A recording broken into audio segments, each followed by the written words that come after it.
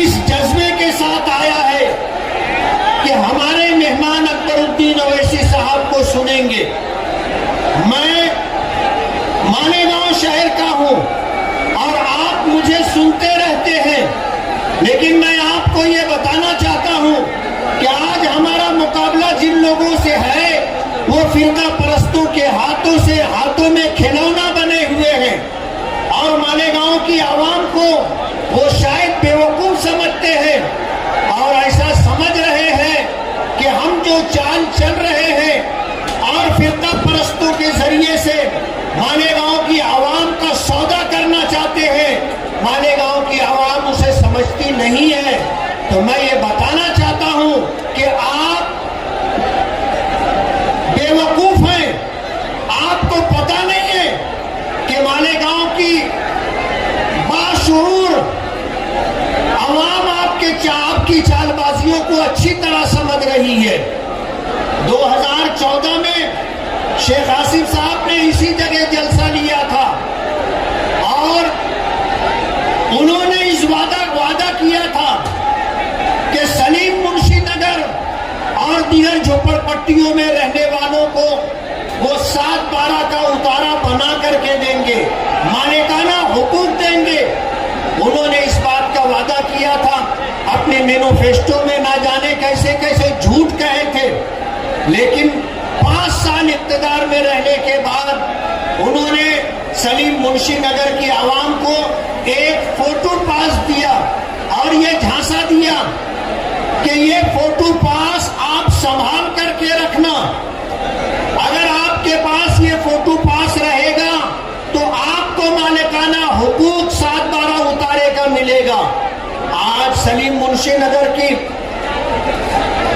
यहाँ की आवाम उस फोटो पास को संभाल करके रखे हुई है और इस आस और उम्मीद में है 10 साल गुजरने के बाद भी उनको कोई मालिकाना हक मिला नहीं है।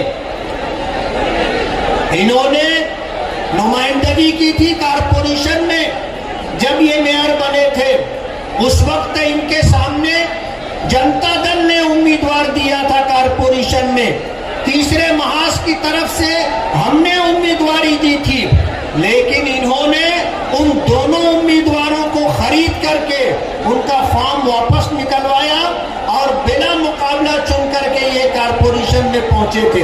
मालेगांव की आवाम के साथ इस तरह की धोखेबाजी ये कर रहे हैं। अगर ये समझते हैं कि मालेगांव की आवाम इस बात को समझती नहीं है तो ये अंधेरे में है, इन्हें पता नहीं है कि शहर की आवाम बेदार हो चुकी है।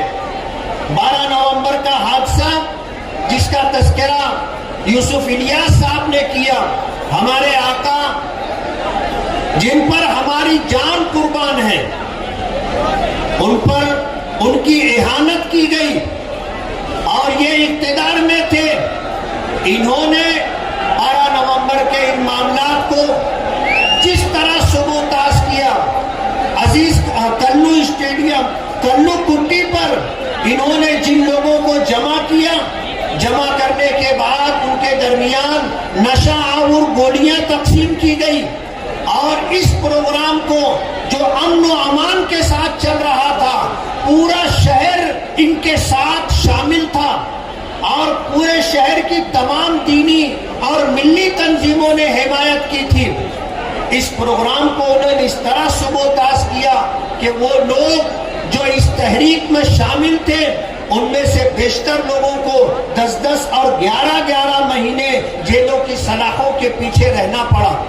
आज हमारे दरमियान असदुद्दीन ओवैसी साहब हैं। मैं आपका ज्यादा वक्त नहीं लूंगा, इसलिए कि हम अपने मेहमान को सुनना चाहते हैं जो हैदराबाद से सफर करके यहाँ आए हैं। इसलिए मैं आपके दरमियान हायल नहीं रहना चाहता।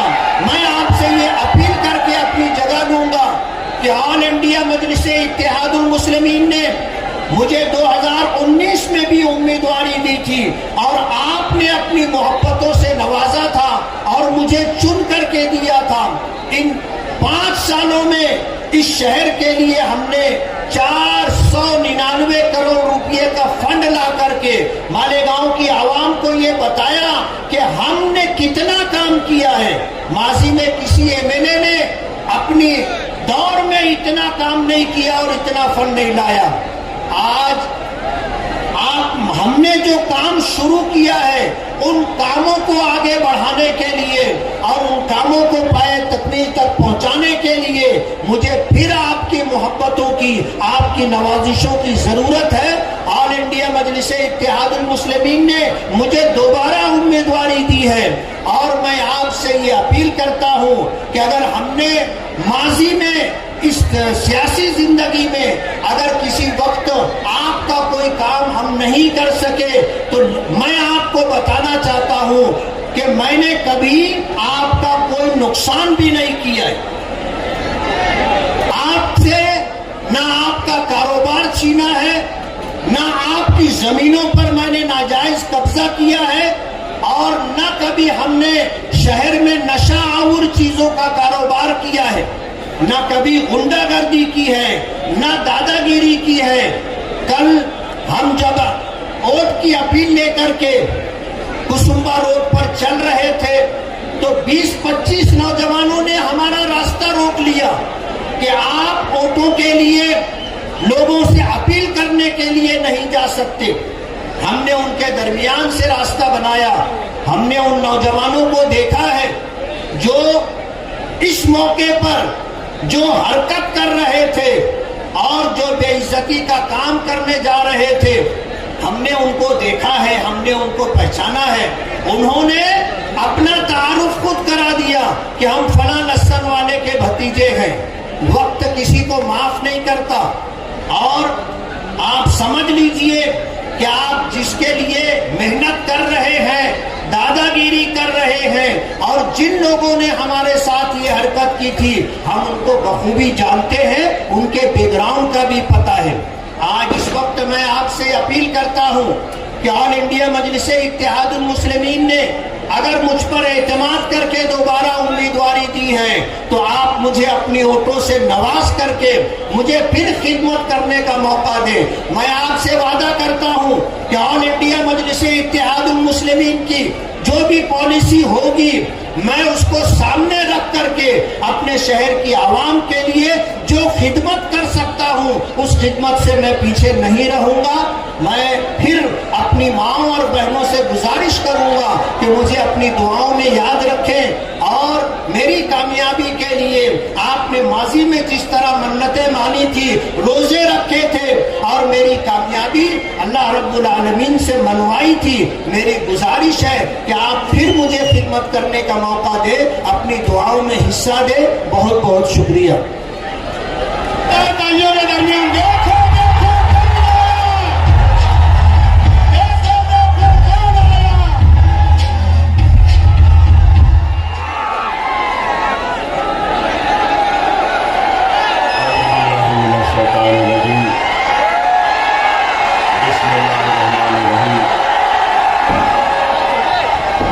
نشین پر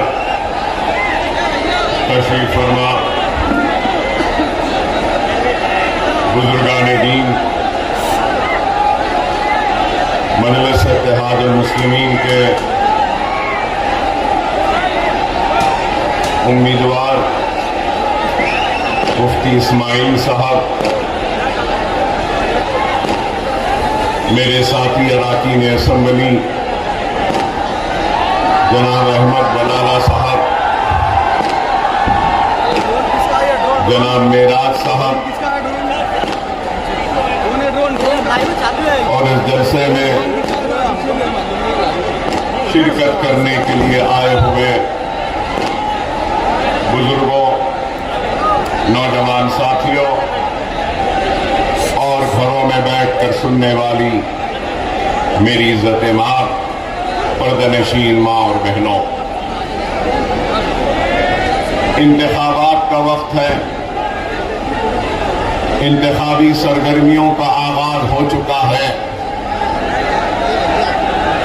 اور 20 تاریخ کے دن عوام اپنے پسند کے امیدوار کا انتخاب کرے گی اور اس کو ایوان اسمبلی میں अपना नुमाइंदा बनाकर भेजेगी और इस उम्मीद के साथ भेजेगी कि वो उनके मसाइल की तर्जुमानी करेंगे, उनके दुख और दर्द को इख्तिदार पर बैठे जिम्मेदारों के सामने पेश करेंगे, उनके मसाइल को न सिर्फ पेश करेंगे बल्कि उनका हल भी ढूंढ कर उसको हल करवाएंगे। और उसी इंतखाबी मुहिम के सिलसिले में मैं भी आज आपके दरमियान में आया हूं, और अगर आया हूं तो कोई नफरत की बात करने नहीं आया हूं। अगर आया हूं तो किसी के जज्बात को ठेस पहुंचाने के लिए नहीं आया हूं। अगर आया हूं तो कोई नफरत की बात करने के लिए नहीं आया हूं। और अगर आया हूं तो यहां मजहबी मुनाफिरत को फैलाने के लिए नहीं आया हूं। मैं आज आपके दरमियान में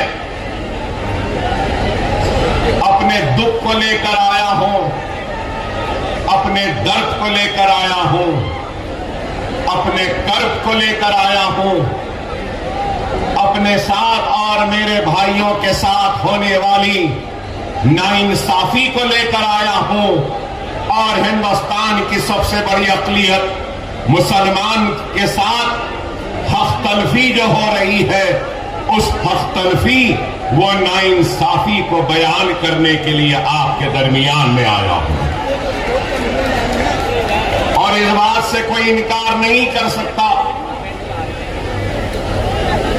कि अगर किसी मुल्क की तरक्की हो या किसी रियासत की तरक्की हो या किसी शहर की तरक्की हो, तो तरक्की उस वक्त तक मुकम्मल नहीं हो सकती जब तक कि उसके तरक्की और उसकी खुशहाली का हिस्सा हर शहरी को न मिले।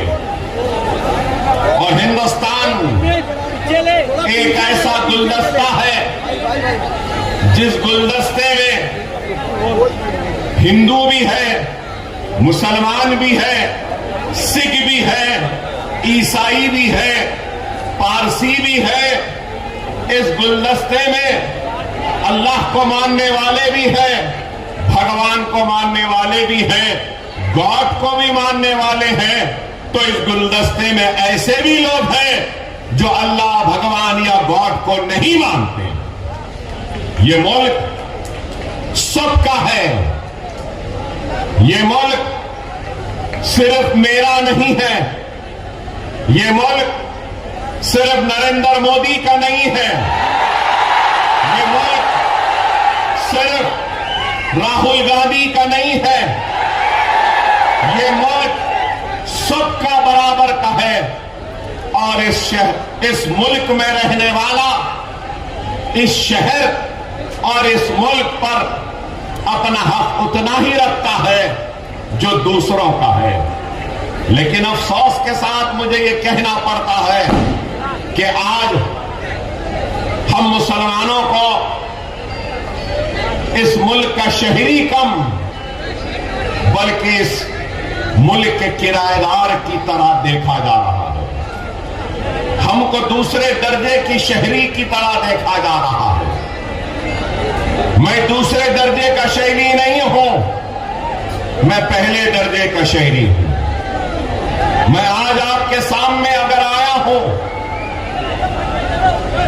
तो जवाब तलब करने आया हूं उन लोगों से जिन्होंने कभी नारा दिया था सबका साथ,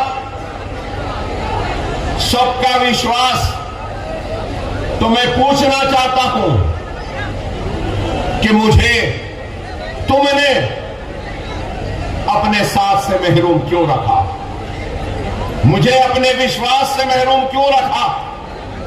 तुमने मुझे विकास से महरूम क्यों रखा? क्या मैं इस मुल्क का शहरी नहीं?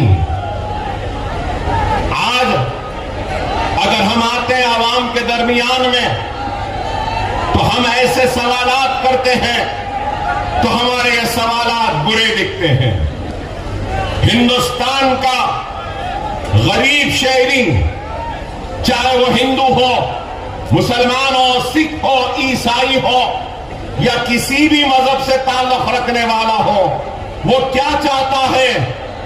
इत्मीनान की सांस, इत्मीनान की नींद, 3 वक्त की रोटी नहीं तो 2 वक्त की रोटी, अपने बच्चों को पढ़ाने के लिए स्कूल, खेलने के लिए मैदान और फिर आगे पढ़ने के लिए कॉलेजेस और तालीम के बाद उस डिग्रियों के जरिए नौकरी चाहता है, खुशहाली चाहता है, तरक्की चाहता है।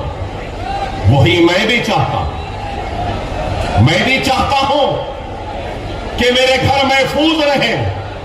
मैं भी चाहता हूं कि मेरे बच्चों को पढ़ने के लिए स्कूल मिले। मैं भी चाहता हूं कि मेरे बच्चों को पढ़ने के लिए कॉलेजेस मिले। मैं भी चाहता हूं कि मेरे बच्चों को खेलने कूदने के लिए ग्राउंड्स मिले। मैं भी चाहता हूं कि अगर मेरे घर में मेरे बुजुर्ग बीमार हो तो इनके इलाज के लिए दवाखाने हो। मैं भी वही चाहता हूं कि जब डिग्रियां हासिल कर लूं तो मुझे नौकरियां दी जाएं। क्या ये चाहना कोई गुनाह है? क्या ये मुतालबा करना क्या गलत है? लेकिन आज जब हम इन मुतालबात को रखते हैं तो हमको इस मुल्क का दुश्मन कहा जाता है या फिर हमसे कहा जाता है कि ये भड़काऊ भाषण दे रहे हैं। मुझे आता ही आप बताइए, क्या इसमें कोई भड़काऊ बात है? 2 वक्त की रोटी मांगना क्या भड़काना है? क्या पढ़ने के लिए स्कूल का मुतालबा करना क्या भड़काऊ है? क्या खेल कूद के लिए मैदानों का मुतालबा करना क्या भड़काऊ है? क्या बीमारी के वक्त इलाज के लिए दवाखानों का मुतालबा करना क्या भड़काऊ है? मैं आराम से अपने घर में रहना चाहता हूं, अपने बच्चों को पढ़ाना चाहता हूं और अपने मसाजिद में इबादत करना चाहता हूं। इस मुल्क के दस्तूर ने हर एक को इख्तियार दिया कि वो अपने मजहब पे कायम रह सकता है।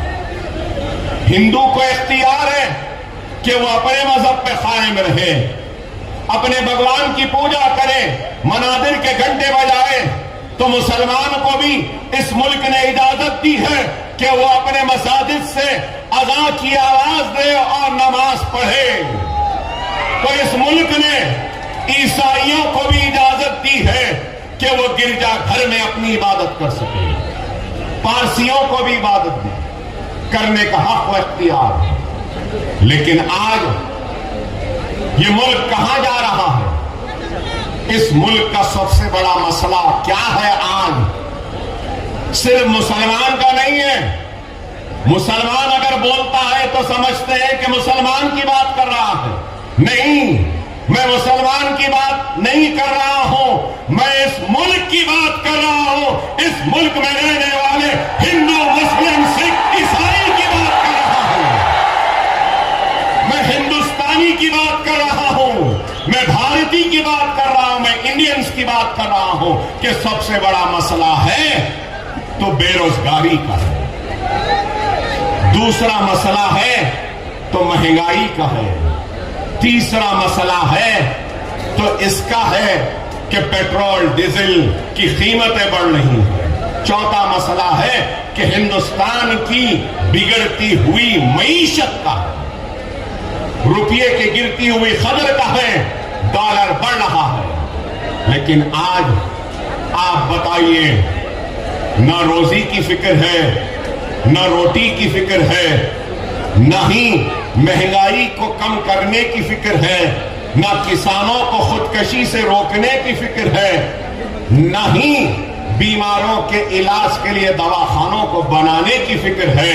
اگر صرف فکر ہے تو یہی ہے کہ ملک میں ایک نفرت کو پیدا کرو, ہندو مسلمان کی دیوار کو کھڑا کر دو, اور صرف بات کی جائے تو صرف مسلمان ایسا, مسلمان ویسا, مسلمان اتنے شادی کرتا, مسلمان ایسا کرتا. نہیں میرے بھائی, اس ملک کا مسئلہ مسلمان نہیں ہے. اس ملک کا مسئلہ بے روزگاری ہے. اس ملک کا مسئلہ غربت ہے. اس ملک کا مسئلہ پانی ہے. اس ملک کا مسئلہ اناج ہے. لیکن آج صرف باتیں اگر ہوتی ہیں تو کیا آپ بتائیے, میں پوچھنا چاہتا ہوں, جن لوگوں نے کہا تھا کہ 15 لاکھ لائیں گے, کیا لائے؟ بلیک منی کا خاتمہ کریں گے, کیا ہوا؟ کیا کرپشن کا خاتمہ ہوا؟ کیا مہنگائی کم ہوئی؟ کیا روزی ملی یا روٹی ملی؟ لیکن ان سارے مسائل سے توجہ کو ہٹا دیا, اور کیا بس مسلمان مسلمان. ارے یہ مسلمان, میں مسلمان ہوں, ہاں ہوں, مجھے ناز ہے, مجھے ناز ہے مسلمان ہونے پر. میں مسلمان ہونے پر شرمندہ نہیں ہوں, میں مسلمان ہونے پر خائف بھی نہیں ہوں, اور میں یہ فخر سے کہہ سکتا ہوں کہ میں ہندوستانی بھی ہوں, اور مجھے ہندوستانی ہونے پر فخر ہے. میں اس ملک کا وفادار تھا, ہوں اور رہوں گا.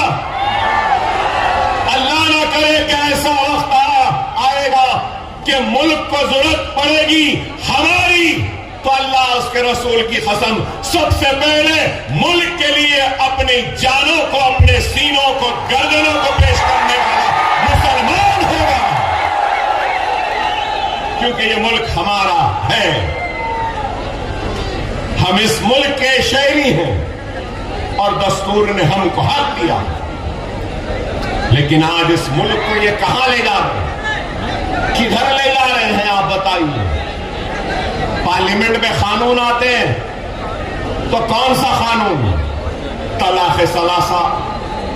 قانون آتا ہے تو CAA-NRC. اب دیکھیے قانون آیا تو وقف امینڈمنٹ. ارے آپ بتاؤ میرے بھائی, کیا ہندوستان کا مسئلہ مسلمان ہے؟ نہیں ہے. لیکن پھر بھی آج یہ لوگ صرف حقیقی مسائل پر سے توجہ ہٹانے کے لیے, اپنی ناکامی کو چھپانے کے لیے سہارا لے رہے ہیں, تو صرف اور صرف مذہب کا اور مسلمانوں کو خائف کر کر, ڈرا کر ہندو بھائیوں کے دلوں میں مسلمانوں کے لیے نفرت کو پیدا کر. ہم کو اس سازش کو سمجھنا ہوگا, اپنے جذباتوں کو خوابوں میں رکھنا ہوگا. اگر ہم جذبات میں آ جائیں گے تو یاد رکھو ہم دشمن کے جال میں پھنس جائیں گے. ہم کو چاہیے کہ ہم ان سازشوں کو سمجھیں اور ان سازشوں کا جواب دیں. ہم ان سازشوں کا جواب کیسے دے سکتے ہیں؟ ہم ان سازشوں کا جواب اپنے اتحاد کے ذریعے دے سکتے ہیں, اور ہم ان سازشوں کا جواب اپنے نمائندوں کے ذریعے دے سکتے ہیں. میں آپ سے یہ بات کہوں گا, ہمارے اوپر ناانصافیوں کا تو ایک ریکارڈ ہے, حق تلفی کا ریکارڈ ہے, ظلم کا ریکارڈ ہے, لیکن میں یہ بات کہوں گا کہ دنیا جانتی ہے کہ میں زوردار تقریر کر سکتا ہوں, شاندار تقریر کر سکتا ہوں, آپ کو الفاظ اور اپنے خطابت کے سیلاب میں بہا سکتا ہوں, اور اتنی زوردار تقریر کرتے جاؤں گا آپ کے آنکھوں سے آنسو بھی بہا سکتا ہوں، نعرے تکبیر اللہ اکبر کی آواز بھی گنجا سکتا ہوں، جذبات میں لا سکتا ہوں، لیکن اس کے بعد کیا ہوگا؟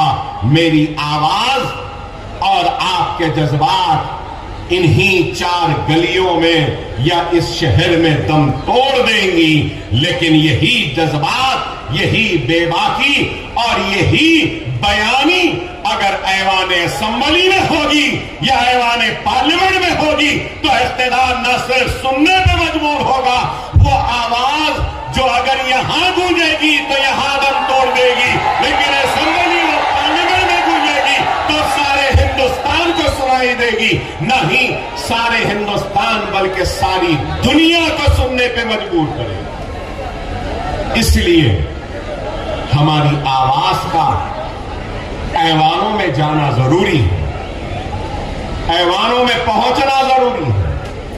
اگر ہماری آواز ایوان پارلیمنٹ یا ایوان اسمبلی میں نہیں ہوگی تو پھر کیا فائدہ بتاؤ؟ ہماری آواز اگر پارلیمنٹ میں گونجے گی، اسمبلی میں گونجے گی تو ہم اپنے مسائل کو رکھ سکتے ہیں۔ یہی ہے جمہوریت کا جشن جو آج آپ اور ہم منانے کے لیے ہے، تو بڑے ہی سوچ کے ساتھ، سمجھداری کے ساتھ، دور اندیشی کے ساتھ ہم کو اپنے ووٹ کا استعمال کرنا ہے۔ آج مسلمان ہیں، ساری دنیا میں مسلمان، ساری دنیا میں ہندو ہیں، ساری دنیا میں عیسائی ہیں، پارسی ہیں، مگر میں یہ بات کہوں گا کہ آج مسلمان کے پاس دولت ہے، کہیں پر پیٹرول کی دولت ہے تو کہیں پر سونے کی دولت ہے تو کہیں پر گیس کی دولت ہے۔ یاد رکھو میرے ہندوستان کے پیارے ہندوستانی مسلمانوں، تمہارے پاس پیٹرول اور سونے و گیس سے بڑی دولت ہے، اور وہ دولت تمہارا ووٹ ہے۔ اس کو سمجھو، اس کی اہمیت کو سمجھو، اس کی طاقت کو سمجھو۔ اگر آج ہم اپنے ووٹ کی اہمیت کو نہیں سمجھیں گے اور جمہوریت کا حصہ نہیں بنیں گے، اپنے ووٹ کا استعمال نہیں کریں گے، تو پھر ہم کیسے پوچھ سکتے ہیں کہ ہمارے ساتھ ناانصافی ہوئی؟ ہم کیسے پوچھیں گے کہ ہماری حق تلفی ہوئی؟ خدا را اس بات کو سمجھو، حالات بڑے نازک ہیں۔ آج میں مجلس اتحاد المسلمین کے ذمہ دار کی حیثیت سے آپ کے سامنے ہوں، تو میں بتانا چاہتا ہوں مجلس اتحاد المسلمین کیا ہے۔ مجلس اتحاد المسلمین حیدرآباد، تلنگانہ و آندھرا کے مسلمانوں کے دلوں کو فتح کرنے میں کامیاب ہوئی تو کیوں ہوئی؟ کیا صرف جذباتی تحاریر سے ہوئی یا صرف نعروں سے ہوئی؟ نہیں میرے بھائی، 70 برس کی جہد مسلسل کا نتیجہ ہے کہ آج ہم نے حکومتوں کو مجبور کیا ہمارے مسائل کو نہ صرف سننے کے لیے بلکہ ان کو حل کرنے کے لیے۔ آج آپ خود غور کرو کہ آج میں نے کہا آپ سے کہ ایک غریب کیا چاہتا ہے، ایک انسان کیا چاہتا ہے؟ اسکول، گراؤنڈز، کھیلنے کے لیے کالجز۔ ارے آج الحمدللہ مجلس اتحاد المسلمین کا خود کا اپنا میڈیکل کالج ہے، مجلس کا خود کا اپنا انجینئرنگ کالج ہے، مجلس کا خود کا اپنا MBA کالج ہے، مجلس کا خود کا اپنا MCA کالج ہے، مجلس کا خود کا اپنا فارمیسی کالج ہے، مجلس کا خود کا اپنا آرکیٹیکچرل کالج ہے، مجلس کا خود کا اپنا नर्सिंग कॉलेज है, मजलिस का खुद का अपना 1-2 हजार बिस्तर का दवाखाना है, मजलिस का खुद का अपना 1500 बिस्तर का दवाखाना है, मजलिस का खुद के अपने स्कूल हैं, मजलिस के खुद के अपने बैंक्स हैं। आप बताओ ये काम कैसे हुआ? कैसे हुआ बताओ? आप बोलेंगे कि मजलिस सिर्फ जज्बाती बातें करती है। नहीं, हमने काम किया। और मैं कहना चाहता हूं कि हिंदुस्तान का वन ऑफ द बेस्ट नहीं तो कम से कम अच्छे कैंपसेस में अगर कोई है तो वो हमारा मजलिस का Deccan college of medical sciences का कैंपस है। कि इतना है। और आपको ये भी बताता चलो कि हमारे दवाखानों में जनरल वार्ड फ्री है, हमारे दवाखानों में नॉर्मल डिलीवरी फ्री है, हमारे दवाखानों में LACS मतलब कि अगर ऑपरेशन से बच्चा होता है तो सिर्फ 6,000 रुपये में होता है, हमारे पास डायलिसिस 500 रुपये में होता है, हमारे पास CT स्कैन 500 रुपये में होता है। और मैं अपनी जात से लोग हैरत करेंगे कि हिंदुस्तान में कोई लीडर नहीं होगा। मैं खुद 10 स्कूल चलाता हूं जहां पर 25,000 बच्चों को मुफ्त तालीम दी जाती है। न सिर्फ ये, मेरे स्कूल में 10th की फ्री कोचिंग, PUC इंटरमीडिएट की फ्री कोचिंग, नीट की फ्री कोचिंग, नाटा की फ्री कोचिंग, लासेट की फ्री कोचिंग, इंजीनियरिंग की फ्री कोचिंग। आपको सुन के हैरत होगी कि 40,000 बच्चों को मुफ्त तालीम का इंतजाम आज हैदराबाद में अकबरुद्दीन ओवैसी करवा रहा है। न सिर्फ ये, अब तक शहर हैदराबाद के 2.5 लाख खवातीन को हमने वोकेशनल की ट्रेनिंग दी। अगरबत्ती बनाना, मोमबत्ती बनाना, टोकरे बनाना, स्पोकन इंग्लिश, कंप्यूटर के classes, mehndi designing, beauty classes, fashion technology. अरे आप बताओ 2.5 लाख। न सिर्फ ये, बल्कि वो नौजवान जो माशी परेशानी की वजह से अपने तालीम को तर्क करता है, उसको हम ओपन स्कूल के जरिए 10th लिखाते हैं, ओपन स्कूल के जरिए 12th लिखाते हैं, और ओपन यूनिवर्सिटी के जरिए हम उसको ग्रेजुएट भी बनाते हैं और उसको मास्टर्स में लेकर जाते हैं। क्या ये काम नहीं? अरे ये काम है। आप बोलेंगे कि अकबर साहब आपने तो ये काम किया, और फिर रियासत में कैसा काम? आज मैं मजलिस इत्तेहाद अल मुस्लिमीन का फ्लोर लीडर, आपकी तवज्जो चाहता हूं यहां बैठे लोगों से। मैं जब पहली मर्तबा मजलिस का फ्लोर लीडर बना, कब? 2004 में। 2004 में जब फ्लोर लीडर बना तो माइनॉरिटीज अक़लियतों का बजट जो था वो 26 करोड़ था। कितना? 26 करोड़। और आज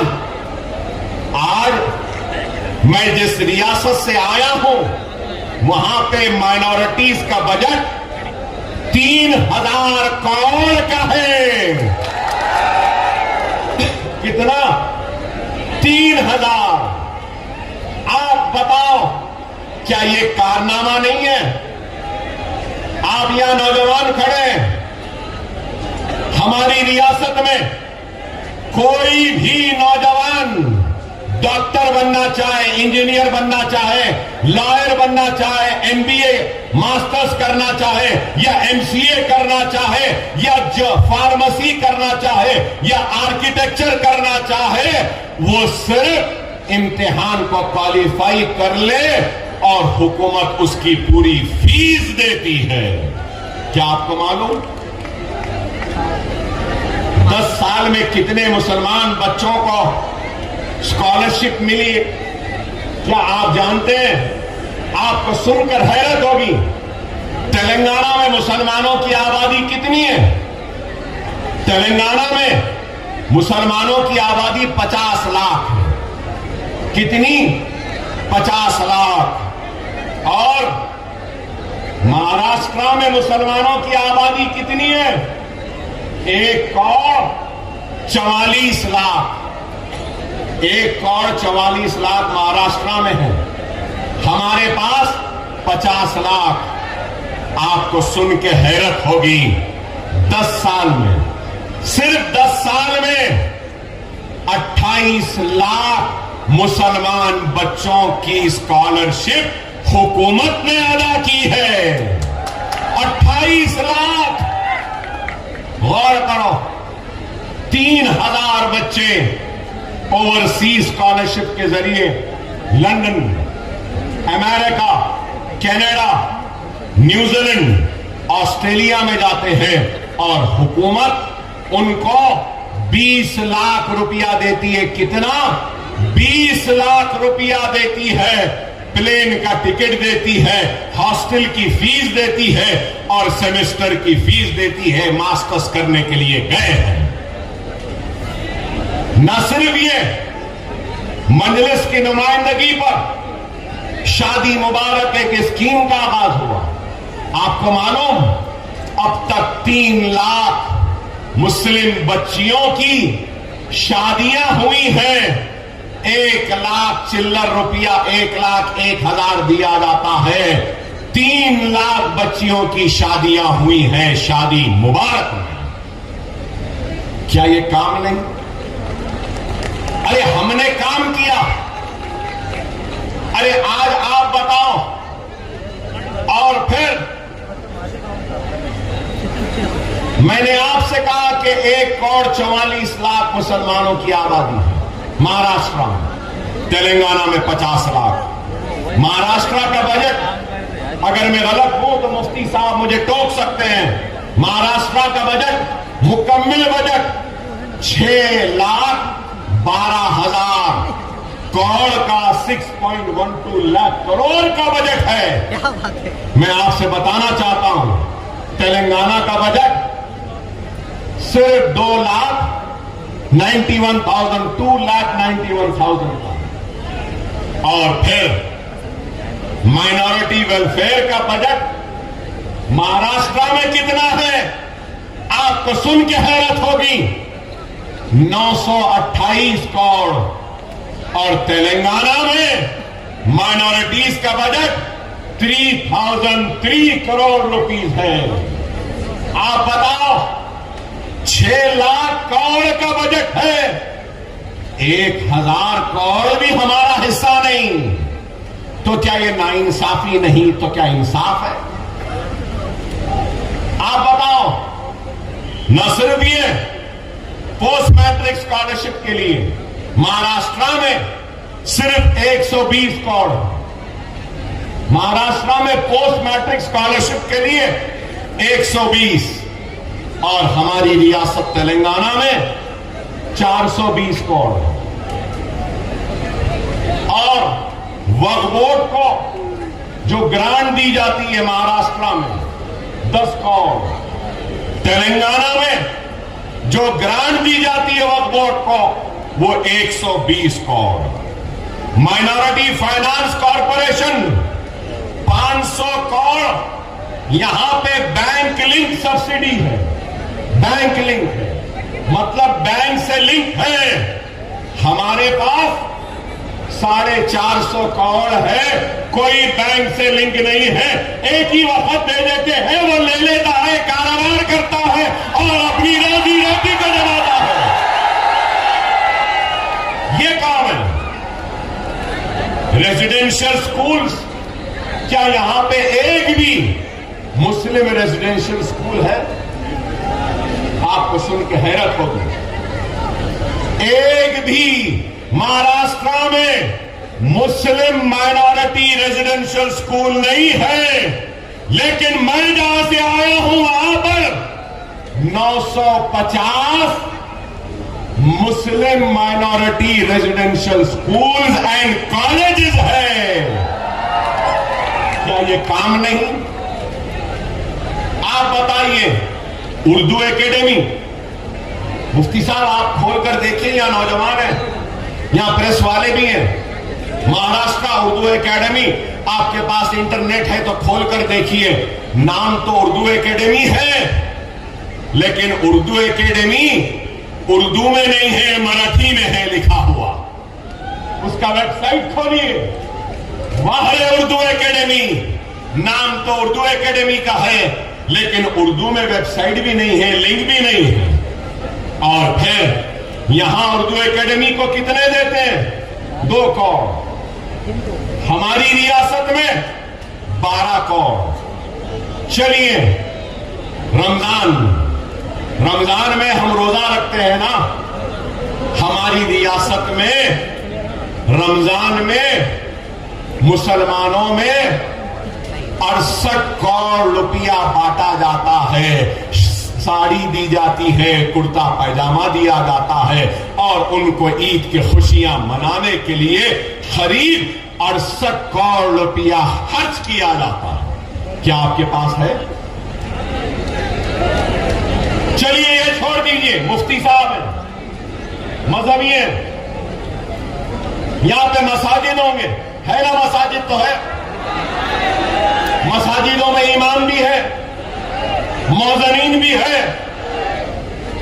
ہمارے پاس 17,000 امام اور مؤذنین کو ہر مہینہ 5,000 روپیہ دیا جاتا ہے۔ آپ بتاؤ، کیا یہاں کے ایک امام کو، ایک مؤذن کو سرکاری خزانے سے 1 روپیہ بھی دیا جا رہا ہے؟ ارے یہ ہمارا کام، اور یہ کام کس نے کروایا؟ یہ کام مجلس اتحاد المسلمین نے کروایا۔ ارے ہم صرف حکومتوں کا انتظار نہیں کرتے، اپنے بلبوتے سے بھی جو ہوتا ہے وہ کرتے ہیں۔ یہ کام ہے، اور ہم چاہتے ہیں کہ یہی کام مہاراشٹر میں ہو۔ تو مہاراشٹر میں ہو تو اب یہاں بیٹھے لوگ بولیں گے، اکبر صاحب آپ وہاں پہ کریں نا، یہاں پر بھی کریے۔ نہیں، میں اگر آج آیا ہوں تو اکبر الدین اویسی اور حیدرآباد کی مجلس جیسی اس مجلس کو یہاں بنانے آیا ہوں، اور اکبر اویسی جیسے کام کرنے والوں کو پیدا کرنے کے لیے آیا۔ آپ کا کام، آپ کو چاہیے، اگر اخلاص ہوگا، نیک نیتی ہوگی، اور کام کرنے کا جذبہ ہوگا، اور تمہارے خدمات میں بے غرضی اگر ہوگی، تو ضرور یہ کام یہاں پر بھی ہو سکتا ہے۔ قیادتیں آسان نہیں ہوتی، قیادت کرنا بڑا کانٹوں کا تاج ہے، آسان نہیں ہوتا۔ اگر قیادت کرنا ہے تو پہلے بے غرض بنو، مخلص بنو، محسن بنو، درد کو سمجھنے والا بنو، اور غریب کی تکلیف کو سمجھنے والا بنو، تو جب جا کر تم کامیاب ہوگے اور کچھ کر سکو گے۔ یہی ہے، اور کچھ نہیں۔ اور آج ہم کو ایک ایسی قیادت چاہیے جو اخلاص سے بھری ہو، جو بھٹکے ہوئے نوجوانوں کو راہ راست پر لائے۔ نوجوانوں کے جوش کی میں قدر کرتا ہوں، سلام کرتا ہوں آپ کے جوش کو، آپ کی محبت کو سلام کرتا ہوں، قدر کرتا ہوں، آپ کی محبت کا احترام کام کرتا ہوں، لیکن یہ بات ضرور کہوں گا کہ اپنے سینوں میں ایمان کو زندہ رکھو، ایمان کو مرنے نہ دو، دنیا کے پیچھے نہ دوڑو، آخرت کی فکر کرو۔ یہ دنیا فانی ہے، یہ دنیا حسین ہے، دنیا جمیل ہے، دنیا خوبصورت ہے، لیکن یاد رکھو یہ دنیا ختم ہونے والی ہے، کسی کو آگے تو کسی کو پیچھے، ہم سب کو دنیا کو چھوڑ کر جانا ہے، اللہ کو منہ دکھانا ہے، اور اللہ ہم سے پوچھے گا کہ تو نے کیا کیا ہے؟ تو اللہ کے سامنے حاضر ہوتے وقت کچھ تو ایسا کر لو جس سے کہ اللہ تم سے راضی ہو جائے، اللہ خوش ہو جائے اور تمہاری آخرت سنور جائے۔ ابھی آیا، لوگوں نے کہا شیر آیا، شیر آیا۔ نہیں میرے بھائی، میں کوئی شیر ویر نہیں ہوں، نہ ہی مجھے شیر بننے کا شوق ہے، میں نہیں ہوں، میں شیر نہیں ہوں، میں انسان ہوں، اور میں اپنے آقا محمد مصطفیٰ صلی اللہ علیہ وسلم کے غلاموں کے غلاموں کے غلاموں کے غلاموں کے غلاموں کے غلام ہوں، میں شیر نہیں ہوں، مگر یہ ضرور ہے میں تم کو شیر بنانے آیا۔ شیر بننا ہے، شیر بننا ہے، شیر بننا ہے، اپنے حق کے لیے لڑنا ہے، انصاف کے لیے لڑنا ہے، تو آسان ہے، آسان ہے، کیا ہے بولوں؟ بولوں کیا ہے؟ عمل کرو گے؟ وعدہ ہے، وعدہ ہے، کرو گے؟ نماز کے پابند بن جاؤ، قرآن کو پڑھو، سنت رسول اللہ پہ عمل کرو، یتیموں کے سر پر ہاتھ رکھو، بیواؤں کی مدد کرو، ظلم کے خلاف آواز بلند کرو، اپنے گناہوں سے توبہ کرتے ہوئے اپنے روٹھے ہوئے اللہ کو منا لو، تم شیر بن جاؤ گے، اور اس شیر کے سامنے دنیا کی کوئی طاقت تم کو کمزور نہیں کر سکتی۔ یہ ہمارے ایمان کی طاقت۔ خدا نہ سمجھو اس بات کو، جذباتی تقاریر میں نہیں کروں گا آج، میں صرف اپنی قوم کو سمجھانے آیا ہوں۔ اپنے وجود کو سمجھو، اپنے وجود کو سمجھو۔ اگر میں نے یہ سارے کوڑا روپیے کی بات کہی، اتنے پیسے مل رہے ہیں، حکومت نہیں دے رہی ہے، ٹھیک ہے، مجلس لڑکے مہاراشٹرا میں بھی لے گی جیسا تلنگانہ میں لی تھی، آپ بھیجو ہمارے نمائندوں کو، ہم لڑیں گے، مجبور کریں گے کہ وہ سب دیں جو تلنگانہ میں دیا جاتا، لیں گے۔ لیکن ہر کوئی کہتا ہے کہ مسلمان غریب ہے، بے شک غریب ہے، بے شک غریب ہے، پچھڑا ہوا، پسماندہ، سب سے پیچھے ہے، لیکن ہمارے پاس ایک بہت بڑی دولت ہے جو کسی کے پاس نہیں، اور وہ دولت ایمان کی دولت ہے، وہ طاقت کلمے کی طاقت ہے، لا الہ الا اللہ محمد الرسول اللہ۔ یہ بہت بڑی طاقت۔ کئی علماء نے اپنی کتابوں میں لکھا ہے کہ اگر کوئی کلمہ پڑھ لے سچے دل سے تو لا الہ الا اللہ محمد رسول اللہ کلمہ پڑھتے پڑھتے سمندر کو بھی پار کر سکتا ہے۔ ارے یہ طاقت ہے، یہ طاقت ہے تمہارے پاس۔ ارے اس طاقت کو سمجھو، اپنے زندگیوں میں تبدیلی لاؤ، اپنے زندگیوں میں ایک تبدیلی لاؤ۔ خدا را یہ الیکشن تو آتے رہیں گے، جاتے رہیں گے، اپنے زندگیوں میں اصلاح لاؤ، گناہوں سے پرہیز کرو، حرام سے پرہیز کرو, نیکی کو اختیار کرو, مساجدوں کو آباد کرو. اگر مساجد آباد رہیں گی تو کوئی تمہارے مساجدوں پہ بری نظر اٹھانا کا سوچے گا بھی نہیں. ہم بے نمازی ہو گئے, مساجدیں ویران ہو گئی اور دشمن کی نظریں پڑھنے لگی. خدا را ان باتوں کو سمجھے. آج ملک کے حالات کیا ہیں مجھ سے بہتر آپ جانتے ہیں. ملک کہاں جا رہا ہے, کدھر جا رہا ہے, آپ بتائیے.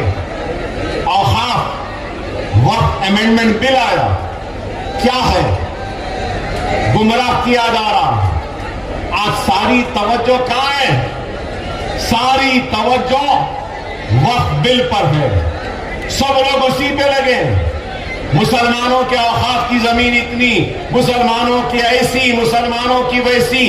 ارے ہمارے وقت کی زمین ہماری ہے.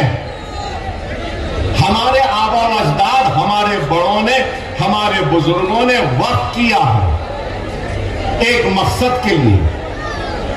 وقت کیا ہے تو یتیموں کے لیے, یسیروں کے لیے وقت کیا ہے, بیواؤں کے لیے وقت کیا ہے, بیماروں کے علاج کے لیے وقت کیا ہے, تو تعلیم کے لیے, بے مقاصد کے لیے کیا ہے.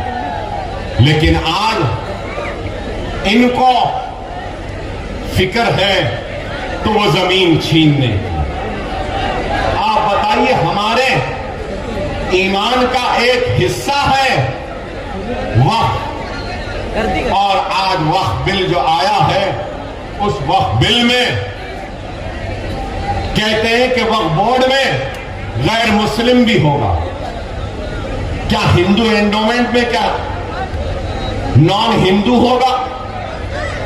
ارے ہندو کو معلوم کہ ہندو کی پوجا کیسے کی جاتی ہے, ہندو کو معلوم کہ منادر میں کس طریقے سے پوجا ہونی چاہیے, کیا کرنا چاہیے.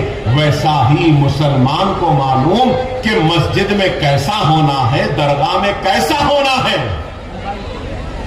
آپ بتاؤ,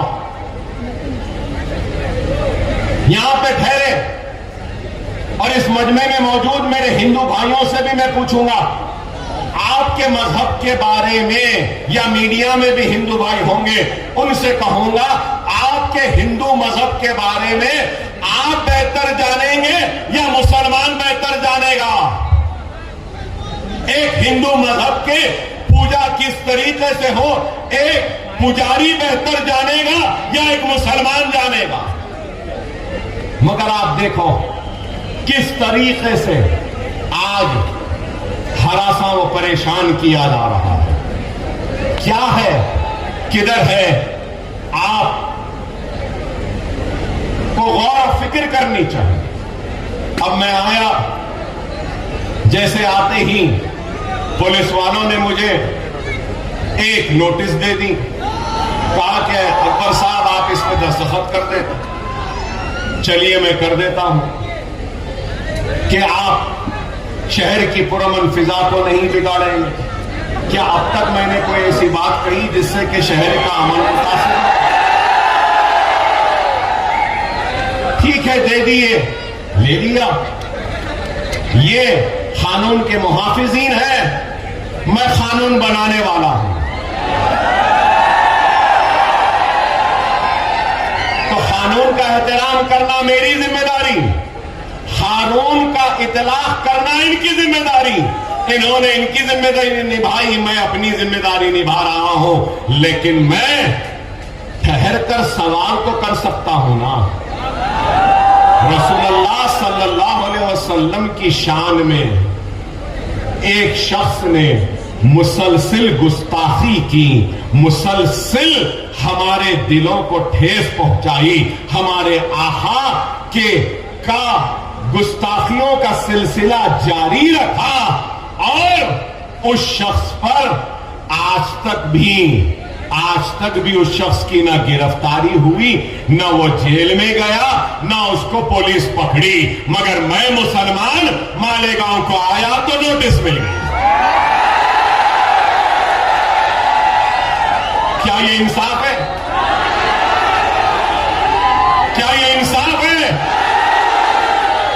ارے انصاف کا تقاضا ہے کہ ہر وہ شخص جو مذہبی منافرت پھیلاتا ہے اور ہندو مسلمان کے بیچ میں تفرقہ ڈالتا ہے، ان کو بانٹتا ہے، ان کو لڑاتا ہے، حکومت کو اور پولیس کو چاہیے کہ ایسے لوگوں کو گرفتار کرے اور جیل میں ڈال دے تاکہ ہندو اور مسلمانوں کے بیچ میں کوئی دیوار نہ پیدا ہو۔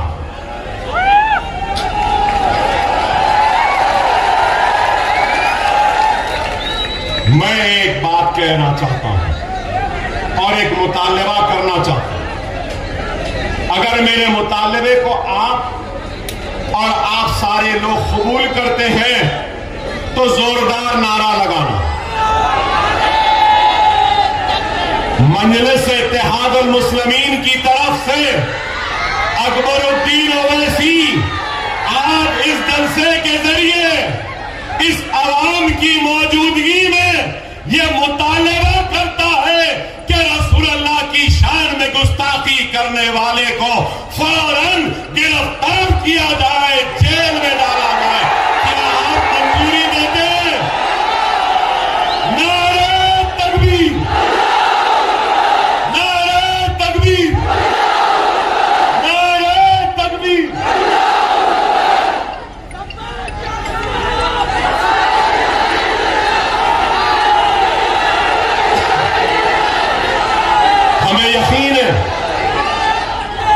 ہمیں یقین ہے کہ ملک کا قانون ضرور رسول اللہ کی شان میں گستاخی کرنے والے کو پکڑے گا۔ مجھے یقین ہے کہ جس طریقے سے یہ سچے بہادر جوان مرد پولیس والوں نے جو مجھے نوٹس دی ہے، یہی سچے جوان مرد ایماندار پولیس آفیسر اپنی ڈیوٹی کریں گے اور وہ گستاخ کو بھی پکڑ کر لائیں گے، مجھے یقین ہے۔ اب وقت بتائے گا، وقت فیصلہ کرے گا۔ ہم جانتے ہیں اور پھر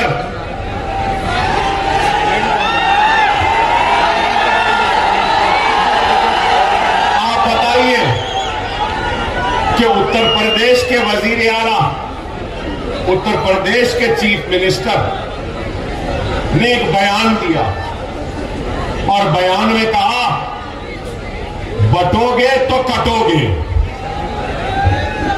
یا میڈیا والے بیٹھے ہیں، میں میڈیا والوں سے ایک چھوٹا سا مشورہ دوں گا آپ کو،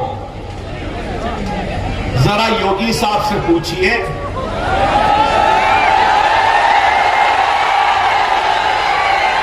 کہ یوگی صاحب نے کس کے بٹنے کی بات کی، کس کے کٹنے کی بات کی۔ مسٹر یوگی کس سے مخاطب ہے؟ بٹو گے کس سے کہہ رہے ہیں، کٹو گے کس سے کہہ رہے ہیں، ذرا پوچھو نا بھائی۔ میں یہ سمجھتا ہوں کہ اگر ہندوستان میں ہندو، مسلم، سکھ، عیسائی، پارسی اگر بٹے گا تو ہمارا ملک کمزور ہوگا۔ اگر ہم سب ایک رہیں گے، ہندو، مسلم، سکھ، عیسائی، تو وہ دن دور نہیں کہ ہندوستان دنیا کا سپر پاور بن جائے گا۔ صحیح ہے یار؟ پتا نہیں یہ یوگی کس کے بٹنے کی بات کر رہے ہیں، کس کے کٹنے کی بات کر رہے ہیں۔ کٹوانے کی سیاست کرنے والے آج بانٹنے اور کٹانے کی بات کر رہے ہیں۔ بلڈوزر کی سیاست کرنے والے آج یہ بات کہہ رہے ہیں۔ موب لنچنگ، لو جہاد کے نام پر کاٹنے والے یہ بات کہہ رہے ہیں، اور یہی لوگ ہیں جو ملک کو کمزور کر رہے ہیں۔ آپ بتائیے، داڑھی ہے تو مارتے ہیں، سر پہ ٹوپی ہے تو پیٹ دیتے ہیں, چہرے پہ سنت ہے تو ٹرین میں گولیاں مار دی گئی. کیا سزا ہے, کیا ہے گناہ؟ سر پہ ٹوپی ہے, چہرے پہ سنت ہے. گوشت ہے تو نئی بیف ہے, کہہ دیے مار دیے. Mob lynching. ارے آپ بتاؤ, گھر واپسی کے نام پر اب وقف ایکٹ ہے تو آپ غور کرو میرے بھائی, یہ سب چیزیں کیا ہیں. میں آج اس جلسے سے نہ صرف مسلمانوں سے بلکہ میرے ہندو بھائیوں سے اپیل کروں گا کہ خدا را یہ مودی یوگی کے باتوں میں نہ جاؤ, اس ملک کو کمزور ہونے مت دو. یہ مذہب اور نفرت کی سیاست سے اعتراض کرو اور ترقی کے سیاست کو تھما لو. آؤ ہم اور تم مل کر اس ملک کو آگے بڑھائیں. لیکن آج کیا ہو رہا ہے بتائیے. میں آپ سے یہی اپیل کرنے آیا ہوں کہ خدا را سمجھو حالات کیا ہیں, حالات کیا ہیں. آج آپ مہاراشٹر کی سیاست کو دیکھیے, مہاراشٹر کی سیاست کو دیکھیے کہ کیا ہے. میں ہمارے پولیس آفیسر سے ریکویسٹ کروں گا, پلیز ڈسٹربنس ہو رہا ہے صاحب, 10 منٹ ہے, مجھے بولنے دیجیے پلیز. اور میں پبلک سے بھی ریکویسٹ کروں گا کہ جو جہاں ہے وہاں ٹھہر جائے. دیکھو یہ اپنی ڈیوٹی کر رہے ہیں, ٹھہر جاؤ. 10 منٹ ہے, میں ختم کر دوں گا اپنی تقریر. سمجھو 10 منٹ ہے.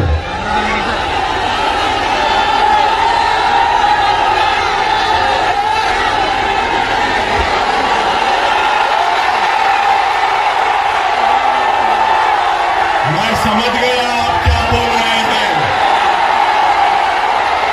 میں سمجھ گیا آپ کیا کہہ رہے ہیں. انشاءاللہ پھر آؤں گا اور پھر اس پر بھی بات کروں گا. مگر میں آپ سے یہ بات کہنا چاہ رہا تھا کہ آپ دیکھیے کہ کتنی پارٹیاں ہیں. آج سے 5 برس پہلے بی جے پی تھی, شیو سینا تھے, دونوں مل کر الیکشن لڑے. کانگریس تھی, این سی پی تھی, سماجوادی بھی تھی, مجلس بھی تھی. اور آج این سی پی کے 2, شیو سینا کے 2,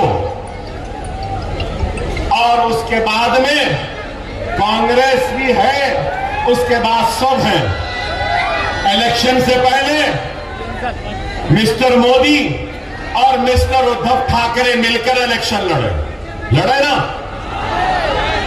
الیکشن کے بعد مسٹر ٹھاکرے الگ ہو گئے, مسٹر مودی الگ ہو گئے, اور مسٹر ٹھاکرے مسٹر پوار سے مل لی, اور مسٹر ٹھاکرے اس کے بعد میں پھر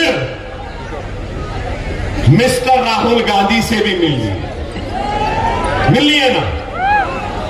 ایک سیاسی جماعت آتی ہے تو اس کی ایک آئیڈیالوجی ہوتی ہے, ایک اس کی سوچ ہوتی ہے, فکر ہوتی ہے. ٹھیک ہے, میں آئیڈیالوجی سے اتفاق نہیں کرتا.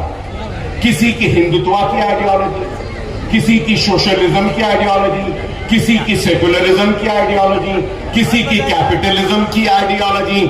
کیا اس بات سے کوئی انکار کر سکتے ہیں کہ بال ٹھاکرے, ادھو ٹھاکرے اور شیو سینا کی آئیڈیالوجی ہندوتوا کی ہے یا نہیں؟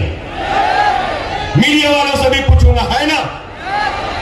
ٹھیک ہے بھائی, وہ ان کی آئیڈیالوجی ہے. کانگریس کی آئیڈیالوجی کیا؟ سیکولرزم بولتے ہیں, اندر سے تو کچھ اور ان کی آئیڈیالوجی ہے. تو اب سوال یہ ہے کہ ہندوتوا آئیڈیالوجی آج سیکولر آئیڈیالوجی کے ساتھ ہے. تو ادھو ٹھاکرے نے راہل, پرینکا, سونیا گاندھی اور ملک ارجن खड़गे और पूरे कांग्रेसियों को क्या हिंदुत्व की आइडियोलॉजी का सबक पढ़ाने में कामयाब हो गए और गांधीयों ने हिंदुत्व की आइडियोलॉजी को कबूल कर लिया कि उद्धव ठाकरे से हाथ मिला लिया? जवाब है? कोई जवाब है? नहीं है। मिस्टर मोदी हिंदुत्व के चैंपियन, मिस्टर योगी हिंदुत्व, है उनकी आइडियोलॉजी, मुबारक उनको। और मिस्टर मोदी ने क्या कहा? ना खाऊंगा ना खाने दूंगा, 15 लाख वापस लाऊंगा, करप्शन का खात्मा करूंगा, डिमोनेटाइजेशन। अरे वाह, क्या बातें थे मिस्टर मोदी के कि अजीत पवार शरद पवार को छोड़ दिए और करप्शन से ये मिस्टर मोदी योगी हाथ मिला लिए। गया नहीं। अब आप देखो क्या है। और फिर गारंटीज का वक्त आ गया। कोई 5 गारंटी, कोई 6 गारंटी। कांग्रेस शायद आज ऐलान करने वाली थी उनका मैनिफेस्टो। हमारे रियासत में भी कई गारंटीज दिए। ऐसी गारंटी है कि बोलते ना वो नाना की दुकान पे मामू की फातिहा, ये दे देंगे, वो दे देंगे, ये दे देंगे। बहरहाल वो गारंटियां पूरे नहीं हुए। अब ये गारंटी कौन लेगा इलेक्शन के बाद? क्या पवार ठाकरे के साथ रहेंगे या शिंदे के साथ जाएंगे? ये गारंटी कौन लेगा? क्या शिंदे पवार के साथ रहेंगे या फिर गांधीयों के साथ चले जाएंगे? गांधी क्या गारंटी लेंगे कि वो बीजेपी के साथ नहीं जाएंगे? अरे ये इसकी सियासत में, महाराष्ट्र की सियासत में ना कोई आइडियोलॉजी रही, ना कोई उसूल रहे, ना कोई अक़दार रहे, कुछ नहीं रही। सिर्फ इख्तिदार की कुर्सी होना है। याद रखो, हमारा कोई नहीं है, सिर्फ हम वोट बैंक की तरह इस्तेमाल करते हैं। हमारे पास अपनी आवाज नहीं थी, अपनी जमात नहीं थी। अब आपकी जमात मजलिस है, जिसकी आइडियोलॉजी है आपकी खिदमत, आपकी आला, आपकी इज्जत, आपका व्यवहार, आपकी शरीयत की हिफाजत, आपके औकाफ की हिफाजत, आपके हक की लड़ाई लड़ना। खुदारा मेरी बात को समझो, मेरी बात को समझो। महाराष्ट्र सियासी मेस में है। मेस कहूंगा, पॉलिटिकल मेस है। ये सुनहरी वक्त है। यहां पे कई किसान होंगे, यहां पे कई किसान होंगे। एक वक्त बीज बोने का होता, दूसरा वक्त फसल को तैयार करने का होता, तीसरा वक्त फसल तैयार होती है, चौथा वक्त फसल को काटने का होता है। याद रखो मेरे प्यारे भाइयों, ये फसल बोने का वक्त नहीं है, फसल काटने का वक्त है। समझो मेरी इस बात को। अगर मजलिस के 5 या 7 एमएलए आ गए ना 16 में से, तो मेरी पेशन गोई को याद रख लो, तुम्हारी और हमारी के मर्जी के बगैर कोई तख्त पे नहीं बैठ सकता। हम बादशाह गर होंगे और जब हम बोलेंगे कि क्या दे रहे बच्चों को स्कॉलरशिप दो, यहां पे पावरलूम को मजबूत करो। अपेरल पार्क अमरावती में आया, अपेरल पार्क को हमारे गांव में लेकर आओ, हम कहेंगे यहां की सनत को उजड़ने से बचाओ, यहां के बच्चों के मुस्तकबिल के लिए लड़ेंगे। और हम कहेंगे हमको ये होना, ये होना, ये होना, ये होना। जो हमको देगा हम कहेंगे बैठ जा हमारे सत्खे, हमारे जूतियों के तुफैल में बैठ जा। हमारा वो मौका खुदारा समझो, अव्वलीन